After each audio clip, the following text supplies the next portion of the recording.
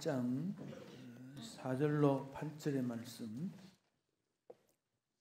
신약성경 188 혹은 187쪽에 있습니다.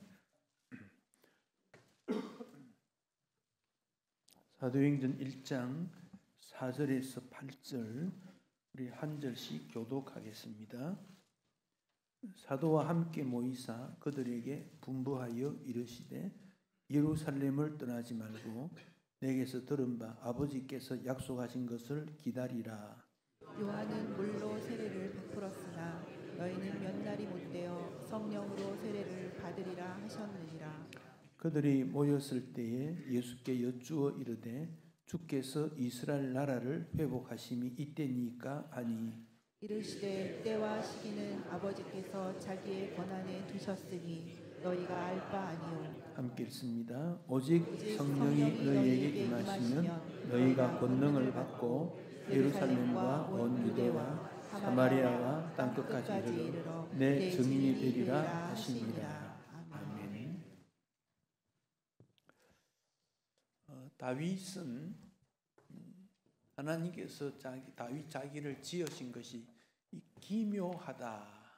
기묘하다 그렇게 표현을 했습니다. 시편 139편에서 우리가 이 땅에 태어나고 살아왔던 일은 우리가 어떤 계획을 했거나 어떻게 될 거다 예측하거나 어떤 그런 방법으로 우리가 존재한 게 아니었고 하나님이 우리를 이 땅에 보내시고 인도하시고 여기까지 이끌어 주셨다.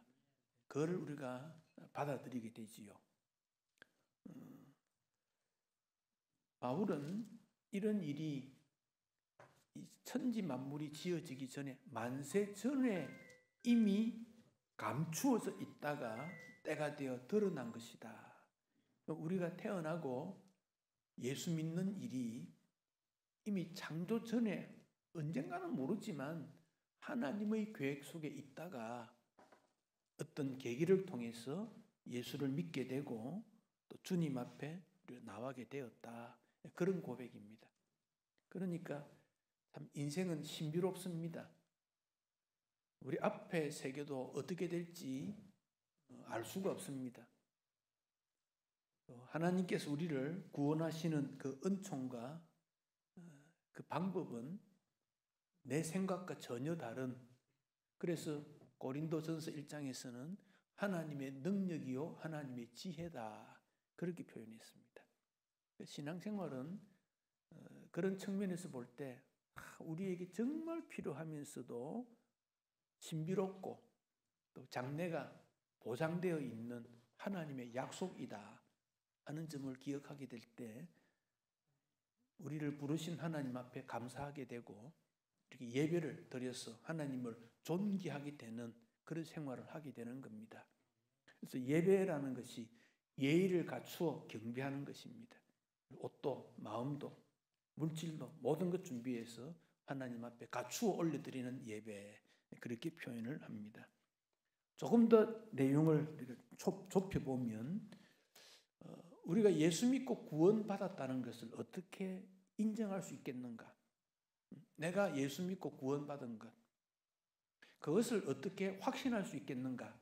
이런 질문을 던질 수가 있습니다. 여러분 누군가가 여러분에게 예수 믿습니까? 물으면 대답합니다. 그럼요. 예수 믿지요.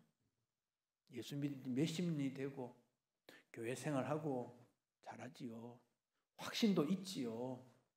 그런데 그 확신이 누구로부터 어떻게 그런 보장을 해줍니까? 내가 믿는다니까? 내가 확신한다니까? 그렇게 하는 것으로 인정을 받을 수 있겠느냐는 거예요. 내가 확신합니다. 믿습니다. 인정합니다. 이건 이제 내 마음에서 일어나는 하나님의 부르심이라 해서 내적 소명 그런 말을 하기도 합니다. 내 마음에서 일어나는 확증이니까. 그런데 그 사실을 다른 사람이나 환경 속에서 증명이 되어서요. 그 바깥에서부터 그 외적 소명이다 그런 말을 합니다. 그래서 하나님의 부르심에 대한 확실성 그건 어떻게 일어나느냐? 그건 성령께서 우리를 그렇게 인도해 가는 거예요. 성령께서. 그래서 우리가 사도신경에서 나는 성령을 믿사오며 그렇게 고백하는 거예요. 성령의 이끌림을 받는 거다.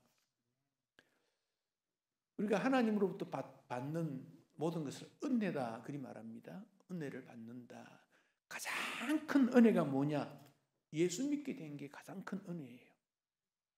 예수 믿게 된 이것은 그 무엇으로 알 수도 없지만 돈으로 할 수 있는 것도 아니고 세상 지식으로도 되지 않는 신비로운 일입니다.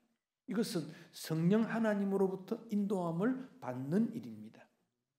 또 그것이 그 힘이 우리를 세상을 이기고 죄를 이기게 만듭니다.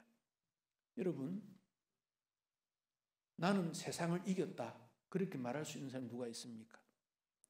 우리의 삶을 어떻게 이겨냅니까? 근데 우리 예수님은 세상을 이겼다 그랬어요. 예수님이 세상을 이겼다는 그 사실을 우리가 받아들임으로 우리도 세상을 이기는 거예요. 세상의 짓눌림을 받고 어떻게 살고 두려워하거나 불안해하거나 그럴 필요가 없는 것이 우리 예수님이 세상을 이긴 그것을 우리가 본받아 세상을 이기는 거예요. 그 세상을 이긴다는 것은 죄를 이기고 허물을 이기고 사망도 이겨내고 연약도 이겨내고 내 마음에 일어나는 갈등도 이기고 고통도 이겨내는 거예요. 그래서 예수 믿고 자유함 받는 거예요. 진리 안에서 예수 안에서 참 기쁨을 누리는 것 바로 이 점이 신앙생활이에요. 근데 그 중에 가장 부름을 받은 자가 예수님의 제자들입니다. 예수님의 제자들.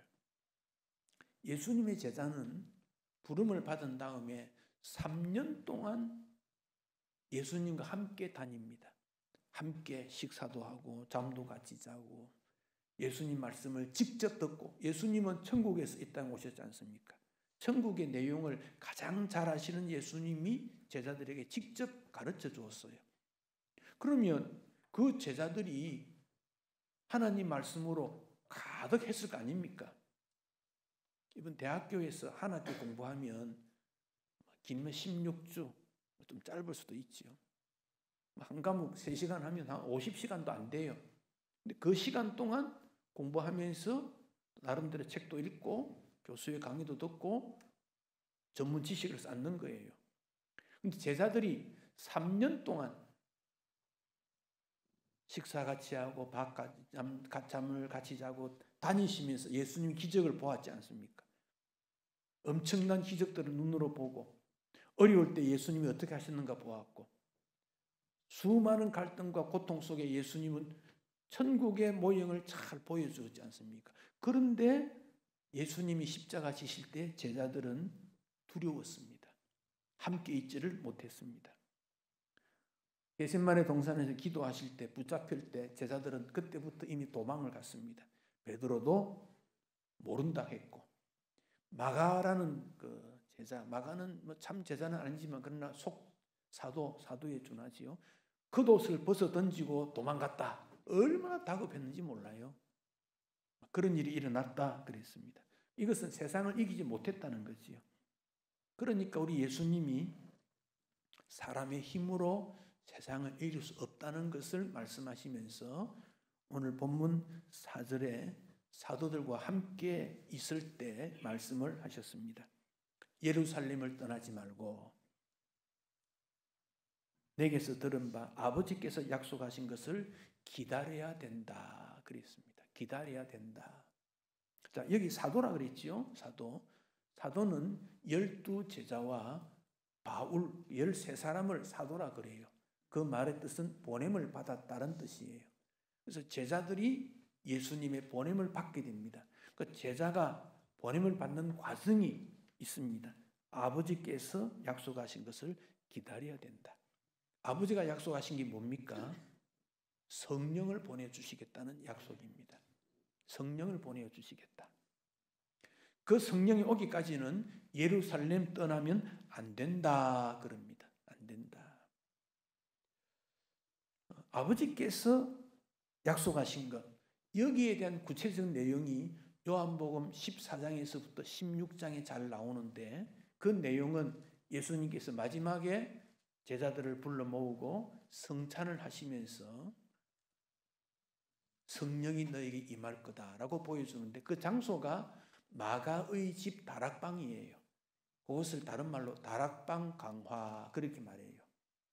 마태복음 5장, 6장, 7장은 산상수훈 그리 말해요. 우리 예수님께서 천국의 말씀을 직접 전했지 않습니까? 이것은 꼭 지켜야 된다 그런 말씀이에요. 그리고 마태, 마가, 누가가 다 기록된 다음 상당한 시간 지난 다음 요한이 복음을 다 확인하면서 이 부분이 좀 빠졌어요. 그래서 요한복음을 기록하면서 요한복음 14장부터 16장까지 마가 다락방에서 한 내용 스크린에 그 성경 구절을 좀 올려주세요. 요한복음 14장 26절 이걸 지금 스크린에 올라오지 않는데 조금 올려주세요. 방송실에. 자 16절 자 여기 같이 한번 읽어보십시다. 보혜사 곧 아버지께서 내 이름으로 보내실 성령 그가 너희에게 모든 것을 가르치고 내가 너희에게 말한 모든 것을 생각나게 하리라. 자 보혜사라는 말은 보호하고 은혜를 지켜주신다. 그래서 상담자 도움을 주는 사람 누구냐? 곧 아버지께서 내 이름으로 보내실 성령. 그래서 성령의 다른 이름이 보혜사예요. 상담이 되고 의지가 되고 근데 그 성령이 뭘 하느냐? 너희에게 모든 것을 가르치고 내가 너희에게 말한 모든 것, 즉 예수님께서 제자들에게 가르치고 말한 모든 것을 성령께서 다시 가르쳐 주시고 생각나게 한다. 그래서 설교도 성령으로 말미암아 이루어지는 설교, 기도도 성령으로 말미암은 기도, 교회에서의 교육은 성령으로 말미암은 기도, 찬양도 성령으로 말미암은 찬양이 되어야 된다. 그래야 주님이 말씀하신 것이 기억나게 되고 생각나게 되고 그 의미가 살아나기 때문에 그렇습니다. 우리가 설교를 들었습니다. 성경 읽었습니다. 세상 살아가다가 어떤 문제가 딱 부딪힙니다. 이거 어떻게 해야 되지? 고민하는데 머리에 뭐가 아이디어가 탁 떠오릅니다. 왜? 성령께서 생각나게 하셨다는 거예요. 성령께서. 그래서 위급한 순간에도 주님 지혜를 주십시오. 이길 수 있는 방법을 가르쳐 주십시오. 기도하라는 거예요. 그러면 성령께서 생각나게 하겠다. 그게 성령의 역할입니다. 15장 26절에 자, 또 같이 읽겠습니다. 내가 아버지께로부터 너희에게 보낼 보혜사 곧 아버지께로부터 나오시는 진리의 성령이 오실 때 그가 나를 증언하실 것이요. 자, 성령을 뭐라고 했느냐? 아버지께로부터 나온다. 이 아버지는 누굽니까? 성부 하나님입니다. 자, 내가 예수님입니다. 성자 예수님. 아버지께로부터 너희에게 보낼, 즉 성자 예수님이 아버지께 간구해서 성부 하나님이 우리에게 보내는 그가 성령이다. 그런 말입니다. 그 성령은 진리의 성령이다. 진리가 뭡니까? 진리라는 것은 변하지 않는 겁니다. 보석은 변하면 가짜입니다. 보석이라 하지 않습니다. 진리는 변하면 진리를 하지 않습니다. 공부 열심히 하고 머리 좋아서 판사가 되고 헌법재판관이 됐는데 지금 문제를 해결 못해가 골머리를 싸매고 있지요. 왜 그럴까요? 인생은 제한적인 존재이기 때문에 그렇습니다. 그래서 어떤 결론이 나오는 것도 때로는 잘못된 판단을 할 수도 있어요. 그래서 역사가 50년, 100년 지나면요. 아, 그때 그 판단 잘못했어. 역사가 말하지 않습니까? 우리가 고대 역사를 배우는 이유는 그 잘못되지 않으려고 배우는 거예요. 그런데 성령은 뭐냐? 진리의 성령이기 때문에 틀림없다는 거예요. 틀림없다. 그러니까 사람들이 모여서 결정할 때 성령의 인도를 받는 이유가 이건 진리의 성령이니까. 의심할 필요가 없는 거지요. 또 그 성령이 뭐라느냐? 그가 나를 증언, 즉 그 성령은 예수님을 증언한다. 예수님이 메시아다. 예수의 십자가가 구원이다. 그것을 성령이 증언한다. 그러니까 성령의 사역이 구원에 있어서 얼마나 중요한 사역인가? 우리의 예배도 우리의 삶도 성령으로 이루어지기를 기도해야 되는 이유가 여기 있습니다. 그래서 예수님께서 오늘 사도행전 1장 4절에 예루살렘 떠나지 말고 기다려 그리 말합니다. 왜 예루살렘을 떠나지 않아야 됩니까? 예루살렘에는 다윗 때부터 하나님이 약속하신 예배 처소가 있습니다. 거기에 성령이 임하겠다고 약속하셨어요. 그래서 거기 기다리라는 거예요. 요즘 말로 하면 예배 드리는 자리, 그런 겁니다. 예배가 중요하다는 것은 인생의 모든 문제는 예배를 통해서 풀리고 해결되고 방법을 찾고 하나님 앞에 영광이 되고 내가 누군지 알기 때문에 그렇습니다. 슬플 때 왜 예배합니까? 하나님의 위로를 받기 때문에. 기쁠 때 왜 예배합니까? 하나님의 축복을 원하기 때문에. 그래서 예배 중심이에요. 그 예루살렘 뭐 있습니까? 제사를 지냅니다. 말씀이 있습니다. 하나님이 함께 하심이 있습니다. 예루살렘 떠나지 마라. 그래서 기다렸습니다. 그런데 5절에 이런 말씀을 했습니다. 조금 우리가 또 이해하기 어려운 말씀. 5절, 갑자기 요한이 등장이 됩니다. 이 요한은 누구냐? 예수님이 이 땅에 오시기 6개월 전에 태어났는데 구약 성경에 보면 예수님이 오시기 전에 예수님이 오시는 것을 예비하는 사람이 올 거다 그랬어요. 그가 요한입니다. 근데 요한이 뭐 했느냐? 물로 세례를 베풀었다 그랬습니다. 그래서 요한은 유대 광야에서 살면서 메뚜기 석청 먹고 양떼 털옷 입으면서 뭘 했느냐? 회개하라 천국이 가까웠느니라. 회개하라 천국 그 말을 계속 외쳤습니다. 그러니까 사람들이 요한의 그 말을 들을 때 진리니까 그렇지, 우리가 잘못했어. 이 이스라엘 하나님의 나라가 우리 잘못 때문에 이렇게 되어서 하면서 세례받으러 왔어요. 어디에? 요단강에 세례받으러 왔어요. 요한이 요단강에서 세례 베풀었거든요. 그때 예수님이 나타났어요.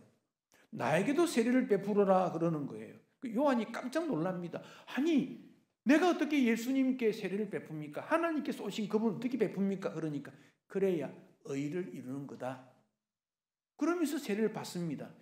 받고 물에서 올라오는데 하늘에서 음성이 들려왔습니다. 이는 내 사랑하는 자여 기뻐하는 자니 너희는 그의 말을 들으라. 성령이 비둘같이 임했더라 그랬어요. 그게 요한의 세례인데 이것을 다른 말로 물세례 그리 말합니다. 물로 세례를 베풀었다.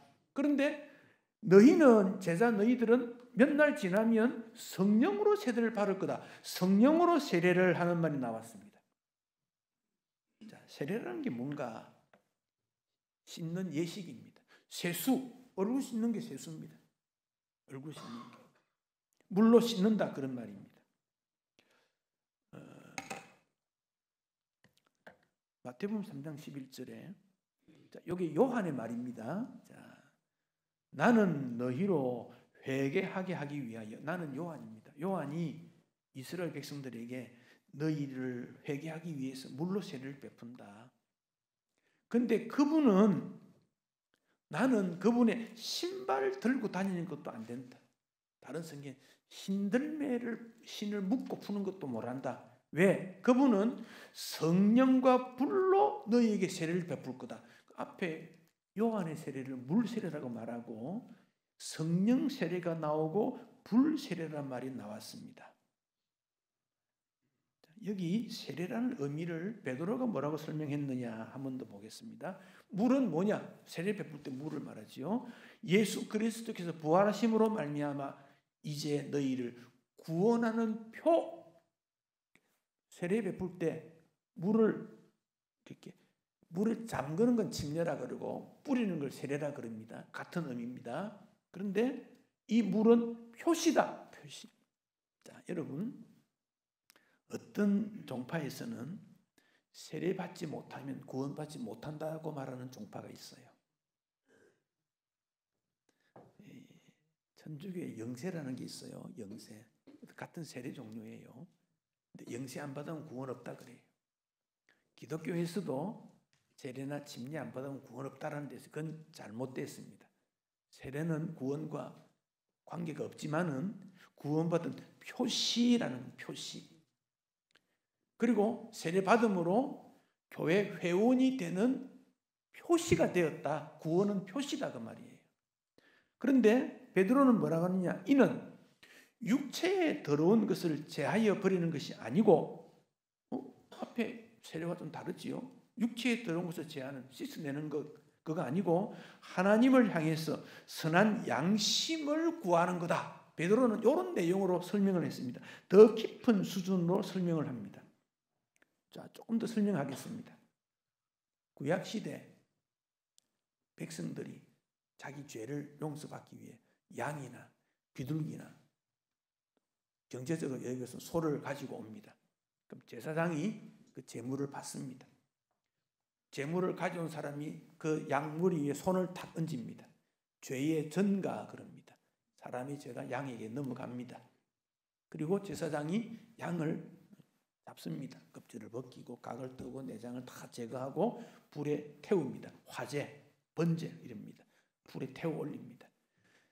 그러면 이 사람이 죄가 용서받았다는 거예요. 이 사람이 하나님 앞에 번제를 드리고 집으로 갔습니다. 생활합니다. 죄 안 짓습니까? 또 짓는 거예요. 그 번제를 1년에 매번 드려야 되는 거예요. 매번. 육체에 더러운 것을 제하는 거예요. 그런데 예수님이 오셔서 주신 세례는 하나님을 향해서 이건 내가 죄인이구나, 죄구나, 잘못되었구나, 그것을 알게 되더라는 겁니다. 그런데 내 죄를 위해서 예수님이 단번에 십자가에서 제물이 되어 주셨다. 그래서 우리는 양이나 소나 비둘기가 필요 없습니다. 예수님을 십자가에 못 박은 것이 제물이기 때문에. 그러면 예수님이 내 죄를 위해서 돌아가셨다는 것을 어떻게 아느냐? 세례받은 내 양심이 그 사실을 인정하는 거다. 그 말. 내가 죄인인데 예수님이 십자가 달리심으로 나를 대신해 죽으신 것을 믿게 해주는 선한 양심이 된 거다. 베드로는 그렇게 설명하고 있습니다. 자, 그러면 세례에 대해서 씻는 거다. 그런데 세 가지 나옵니다. 성경에. 물세례, 성령세례, 불세례. 이 혼돈되어 나옵니다. 이것 때문에 논쟁도 많습니다. 자, 설명을 드릴게요. 물세례는 뭐냐? 회개하게 하는 세례다. 그것만 기억하시면 됩니다. 그 교회에서 유아세례, 세례 베푸는 것은요, 회개하게 된 정표로 물을, 그래서 회개할 때 내가 예수 믿습니다 고백하고 예수 십자가로 구원받았으면 고백하고 뿌리는 겁니다. 불세례와 성령세례는 같은 의미도 하는데 조금 다릅니다. 자, 불세례부터 먼저 설명할게요. 불은 성경에서 진노, 때로는 하나님의 은혜로 상징이 됩니다. 부정적으로는 심판과 진노를 말하고 긍정적으로는 새로운 것을 말하는데, 자, 여러분, 광부가 광산에서 무언가를 캐냈습니다. 이거 보니까 보석도 있고 흙도 있습니다. 근데 물로 씻었어요. 물로 씻었는데 보석도 있지만 돌멩이도 있어요. 안 씻겨요. 이게 더덕더덕 붙어 있어요. 때로는 제법 큰 덩어리 속에 이게 파묻혀 있어요. 물로 씻어가 안 돼요. 그러니까 용광로에 집어넣습니다. 불을 가열합니다. 그랬더니 싹 녹아버리고 보석만 남더라는 거예요. 불세례는 그런 의미다 생각하면 돼요. 불세례. 여기에 성령 세례는 사람이 하는 것이 아니라 성령으로부터 이루어지는 세례다, 그런 뜻입니다. 그래서 물 세례를 베풀 때 성령 세례가 동시에 임하는 경우도 있고, 물 세례를 먼저 받고 뒤에 성령 세례 임하는 경우 있고, 성령 세례가 임했고 그 뒤에 물 세례 받는 수도 있습니다. 조금 내용은 다릅니다. 그러나 이런 차이점이 있다. 그래서 물 세례 받는 것으로 그치지 말고 성령으로 세례를 받는 것에 가야 된다. 불 세례는 성령 세례와 그 의미가 유사하다, 그렇게 보면 됩니다. 한마디로 말하면 세례는 정결, 청결, 거룩입니다. 마음의 청결, 몸의 청결. 그래서 구별되었다, 그런 말을 하게 됩니다.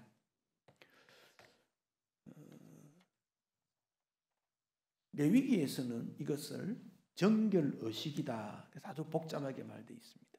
마음, 교회, 순결을 의미하고 있습니다. 근데 이 말씀이 예수님에게서 어디 나오느냐? 마태오 5장 8절에 나옵니다. 자, 뭐가 청결해야 돼야 복이 있습니까? 마음이 청결해야 복이 있다. 마음이 어떻는데요? 예레미야는 이렇게 말합니다. 만물보다 거짓되고 힘이 부패한 게 사람의 마음이다. 모든 만물 더 거짓되고 부패했다. 마음이다. 이 마음이 이런 상태에서 하나님 앞에 예배가 되겠습니까? 하나님 기뻐하시겠습니까? 안 된다는 거예요. 그래서 이런 상태에 있는 마음이 청결해야 하나님을 본다.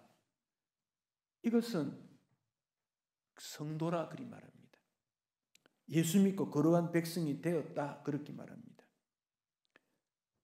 그래서 기독교 역사에서 이 청빈 성결을 위해서 청빈 생활을 많이 했습니다. 거룩이라 말하면 엄숙한 표정, 외형적인 일에 강조되는 경우도 있었습니다. 세상과 분리된 생활을 해야 된다고 말했습니다. 그런데 마음이 청결치 못해요. 청결하지 못해요. 청결이 뭔가? 야고보가 청결에 대한 개념을 좀 더 설명을 합니다.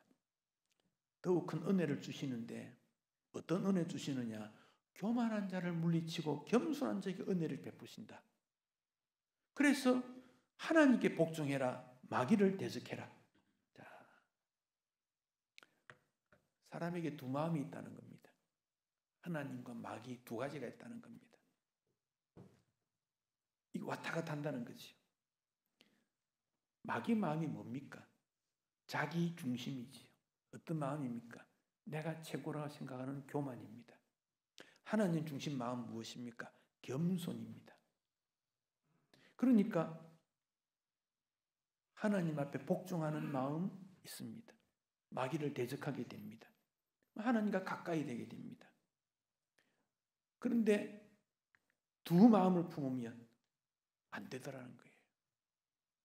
그래서 야고보는 슬픔과 애통과 울음을 통해서 하나님을 가까이 가야 된다. 그래야 청결한 영혼이 된다. 그랬습니다. 세례받으면 무엇입니까?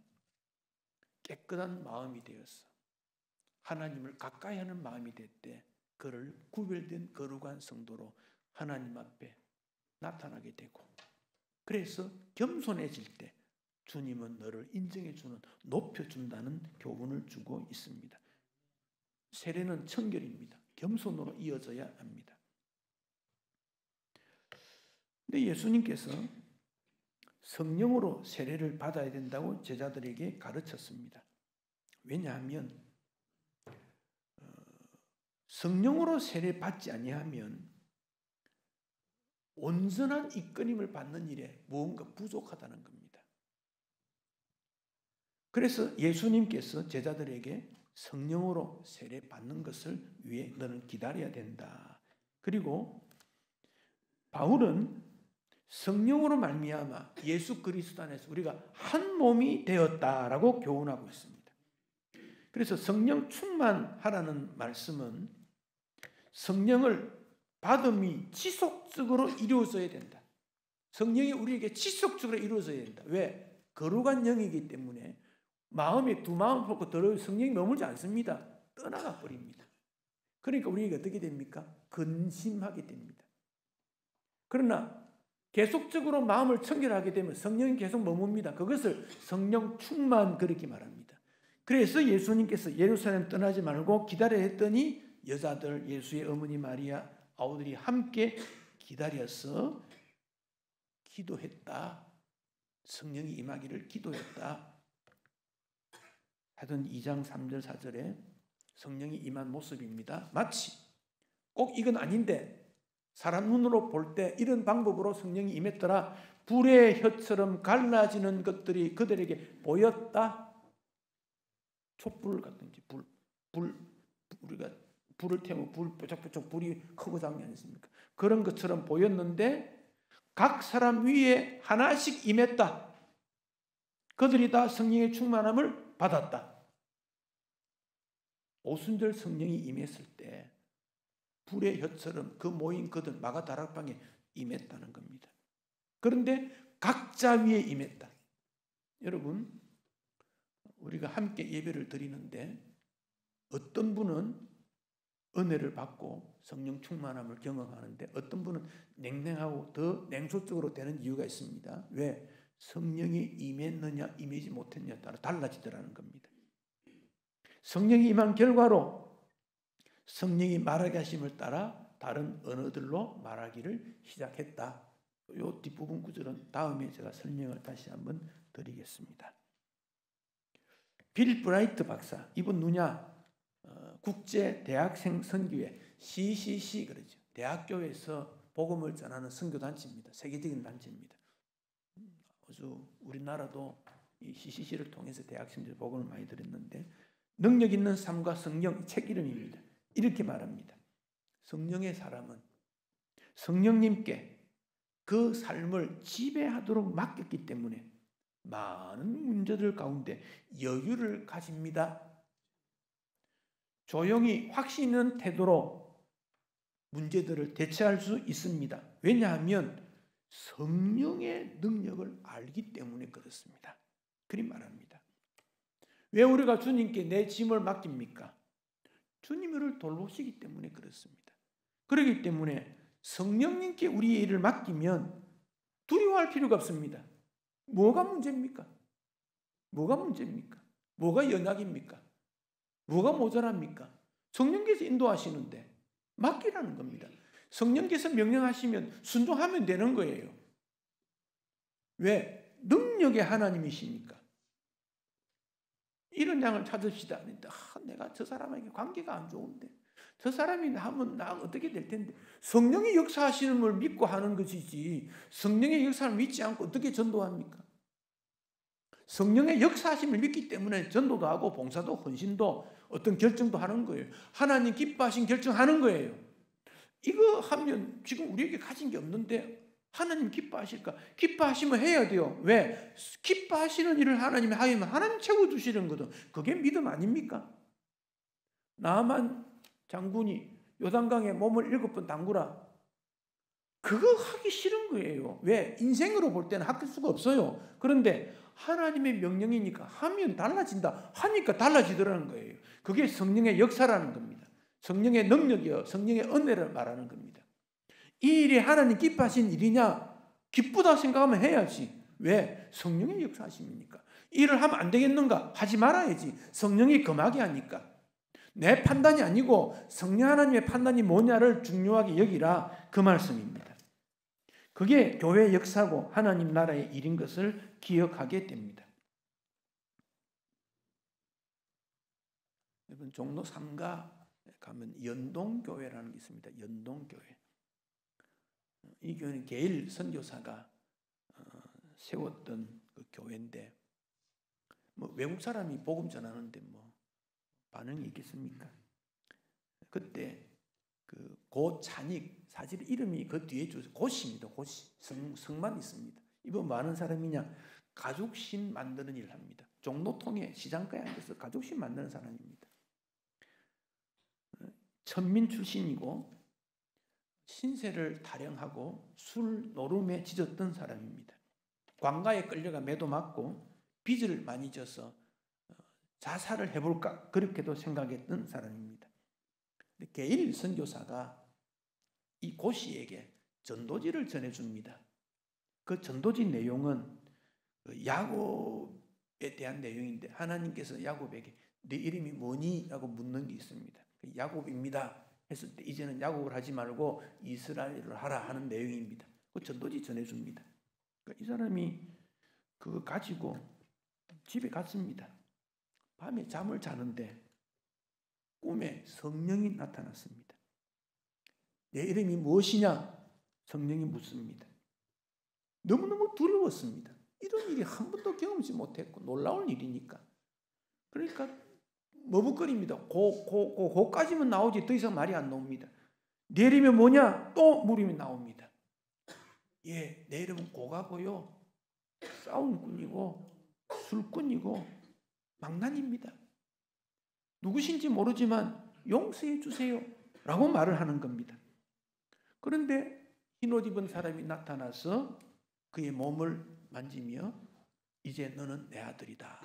그런 꿈을 꿨습니다. 깜짝 놀라서 잠에서 깨어서 무슨 일이 있었나 생각하니까 낮에 전도지 받은 게 생각이 납니다. 그래서 그걸 읽어보니까 네 이름이 뭐냐 뭐 이런 게 막 나오거든요. 이게 참 이런 일이 있나. 그 다음 날 게일 선교사를 찾아갑니다. 그러면서 이런 일이 있었다 말을 합니다. 게일 선교사가 그 사람에게 이제 당신 이름을 내가 지어주겠다. 다른 사람에게 좋은 일 하는 사람이 되라. 찬익을 지어줍니다. 찬익. 그래서 그 찬익이 됩니다. 그래서 그는 게일 선교사를 따라다니며 교회를 섬겼습니다. 복음을 전하지 않으면 사명 감당치 못한 거다 생각하고 그가 괴롭혔던 사람에게 찾아가서 무릎 꿇고 죄를 용서해 달라고 말하고 빈민굴에 들어가서 장애 입은 사람에게 복음을 전하고 그 사람들을 업고 교회까지 왔다 그럽니다. 한자 성경은 양반들에게 전해주고 그래서 그 교회가 점점점 부흥하게 됩니다. 연동교회, 종로 3가에 가면 연동교회 있는데 그 교회는 교회 한국문화재입니다. 한국문화재는 옛날 교회 그대로 있고 그 옆에 새로 지은 새 건물이 있습니다. 워낙 이제 교회가 잘 되니까 장로로 선택하는데 그가 장로로 선택이 됩니다. 한국의 처음 목사로 받은 길선주 목사는 이 고찬익에 대해서 서울에 있는 교회들 중에 가장 유능한 전도자였다 그리 평가했습니다. 게일 선교사는 만약 노벨상을 추천할 수 있다면 고찬익 장로를 추천하겠다 그리 말했습니다. 여러분 술꾼입니다. 술 안 마시면 잠을 못 자는 사람입니다. 노름 안 하면 못 견디는 사람입니다. 술, 노름은 이게 참 사람을 빠져들어가면 헤어나지 못하는 그런 어떤 매력이 있습니다. 매일 술 마시고 노름꾼입니다. 왜? 내 신분이 그거밖에 안 되니까. 그런데 성령께서 그를 변화시켰다는 겁니다. 다시 말하면 성령이 그 사람의 주인이 됩니다. 성령이 주인이 되니까 사람이 완전히 변화되는 거예요. 완전히 변화되는 거예요. 그러니까 예수님께서 제자들에게 성령을 기다려라 그랬습니다. 혹 여기 계신 분 중에 성령으로 말미암아 새로워지는 일을 경험치 못했다면 성령으로 충만함 받게 해주세요라고 기도하셔야 됩니다. 그저 교회 왔다 갔다 그 정도로 신앙생활을 만족하지 마십시오. 성령으로 충만케 해주십시오. 성령은 진리의 영이고 지혜의 영이기 때문에 판단력도 있고 진리가 뭔지 알게 되고 동시에 사명이 무엇인지 알게 하는 것이 성령의 은혜입니다. 사모하고 기도하십시오. 그렇지 않고는 우리가 믿음으로 이 땅을 살아갈 수가 없습니다. 또 언젠가 우리가 주님 앞에 서게 됩니다. 그때 뭐 했느냐 물을 때 성령의 은혜와 역사로 살아왔다고 고백할 수 있어야 합니다. 성령으로 말미암아 세례를 받으리라. 누구에게? 간절히 기도하고 사모하는 자에게 성령은 역사하십니다. 성령으로 충만하시고 성령으로 이끌림 받으시고 성령으로 주님 교회에 섬길 수 있기를 축복합니다. 기도하겠습니다.